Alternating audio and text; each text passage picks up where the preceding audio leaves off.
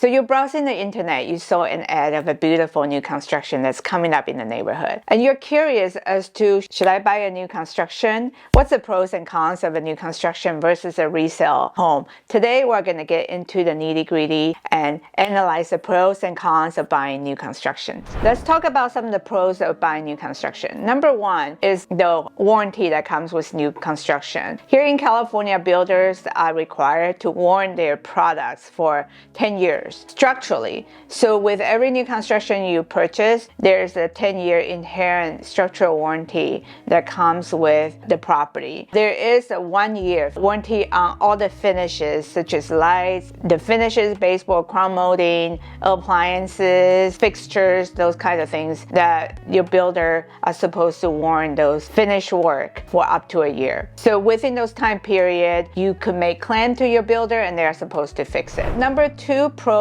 of buying new construction is that normally there are cooperating mortgage lenders that work in a new construction community. And those mortgage, if you decided to work with their preferred lenders, obviously it's not a requirement, but if you do decide to work with their preferred lenders, there's usually some financial incentives, such as certain dollar amount for option upgrade, certain dollar amount as a credit to you at closing. So there are certain financial incentives to work with the in-house lender when it comes to new constructions, while resale properties don't necessarily come with those perks. Number three, pros. Oftentimes with new construction, you will log into a contract before the property is completely constructed. Sometimes you might log into a contract when there's only a shell of the unit and the inside work is still being put in, the plumbing, the electrical, the flooring, the cabinets is being put in, and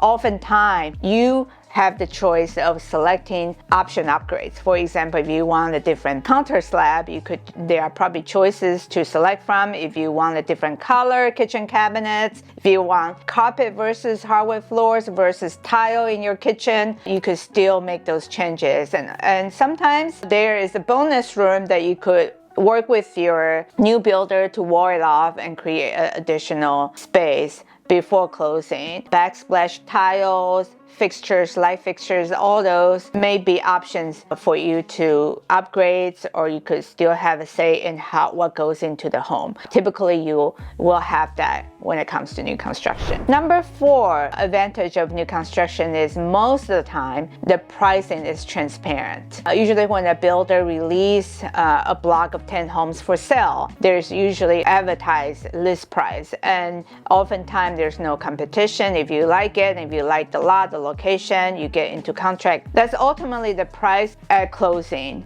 The difference is that if you decided to put in different upgraded finishes, the price could change a little bit, but usually the initial price is what you close on. So that's also an advantage of a new construction, is that the pricing is more or less very transparent. There's no competition involved. Number five, obviously with new construction, the look and feel of the community is brand new, is modern. You are one of the first people who get to enjoy this brand new community. You are the first people who get to walk, who get to use the gym, get to use the brand new indoor swimming pool. So there's a lot of perks that comes with moving into a brand new and be the first owner in a brand new community. So let's talk about the cons, some of the disadvantages, I may say, when it comes to new construction. Obviously, new comes with a price premium, so you are usually paying a 10 to 20% higher price than a resale counterpart. So that is something that comes with new construction most of the time, not all the time, but usually you're paying a little bit higher for new construction. Number two, here in the Bay Area, I would say 95% of new constructions are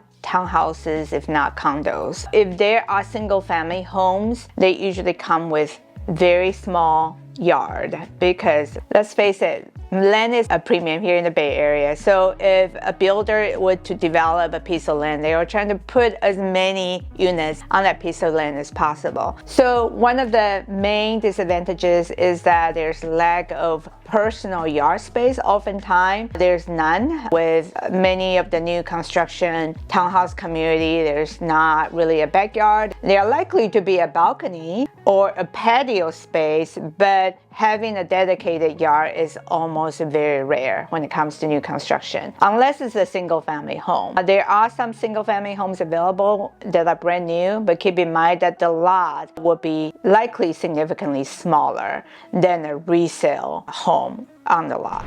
Number 3 disadvantage is that if you buy a new construction, which is most likely to be a townhouse or condominiums, there would be very little ability for you to change the exterior of the home. So just keep that in mind. If there's a HOA involved, you will have to oftentimes go through the HOA for any exterior modification. We're talking about down the road, if you want to change the paint color, if you want to replace the windows, if you want to change the appearance of the fence, or sometimes they even have regulations on what kind of landscaping that could go into the outside. So there's limitations, and you do oftentimes have to get permission to change anything on the outside. Number 4, oftentimes what comes with new construction is that the builders are building blocks and blocks of properties in stages. So you may be getting into an earlier stage home, but you may not know what the future homes are going to be built. You might have some idea on the map, but you don't know exactly whether the new block of townhouses next to you is going to block your view and how much sunlight is going to block you.